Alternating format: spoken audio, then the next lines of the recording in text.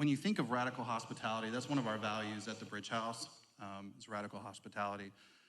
And there's something that I've heard talked about over the last few weeks pretty consistently, and it's in Ephesians 6, and it's spiritual warfare. Now, you might be wondering, well, how does hospitality have to go with spiritual warfare? But it's been a thread, and I always am trying as a Christian to kind of listen or hear threads that are happening through maybe it's different speakers or churches or podcasts. And, you know, I've heard it multiple times. Last week, we had a speaker that you were interviewing, and she was just incredible sharing about spiritual warfare, right? And Michael Joyce just shared on it to the youth on Wednesday and just did an amazing job.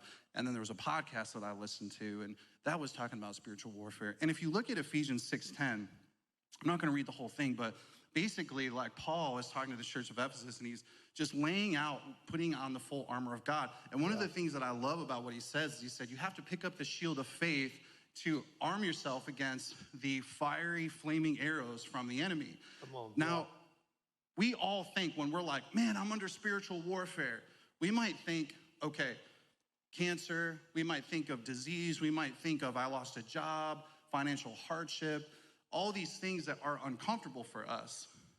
But the problem with that thought is that when it comes to suffering, if you look through the Bible, it actually talks a lot about how suffering a lot of times is from the Lord. Yeah, right. Because it draws us to a dependency upon him. There's a faith element to it, right?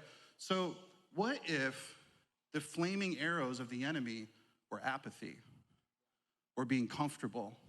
That's good.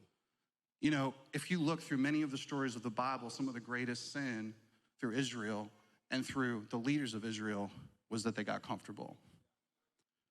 They got used to just things being cozy and warm and nice.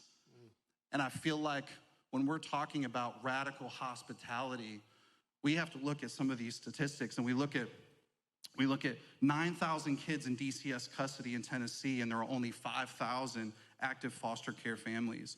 Kids in DCS custody have spent 1,134 nights in DCS offices in the last 5 months in Tennessee. Now, there's a verse that I love in Matthew 25, and it says, "For I was hungry, and you gave me nothing to eat. I was thirsty, and you gave me nothing to drink. I was a stranger, and you did not invite me in. I needed clothes, and you did not clothe me. I was sick and in prison, and you did not look after me." They also will answer, "Lord, when did we see you hungry or thirsty or a stranger or needing clothes or sick in prison and did not help you?" And he will reply, "Truly I tell you, whatever you did not do for one of the least of these, you did not do for me." Then they will go away to eternal punishment, but the righteous to eternal life. You know, when we look at radical hospitality and we look at this 9,000 kids in the foster care system, and we look at 5,000 foster homes, we look at kids spending the night in DCS offices with just clothing that they brought with them. And if we're not in a place in our hearts as Christians and as a church where we say that is enough, that we're going to stand in the gap and we're going to do something, then we've missed it.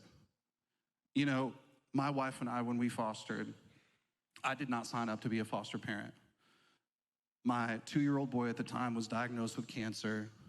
He had a port put in him, and we went through the whole Ronald McDonald House experience. I was in the middle of co-founding this community center, which was a huge undertaking and raising support for that. My wife was in her master's program, and because of my relationship with DCS, they called me and said, we have kids that need to be placed. We don't want to put them in the foster care system. They're all going to be split up all over different counties. And my wife and I knew that we needed to step up and to place a child. It was so inconvenient, so inconvenient. There was nothing easy about it. But can I tell you, that is what we sign up for when we follow Jesus. That's right. If we say put on the full armor of God, that doesn't say that, like when we sign up to be Christianity, it doesn't say, hey, it's going to be easy. No, that's why we need to put on the armor, right? Because we're saying, man, no more. We're going to make a change. We're going to do something. And I'm not saying that everyone is called to be a foster parent per se, but there might be seasons where God does put it on your lap.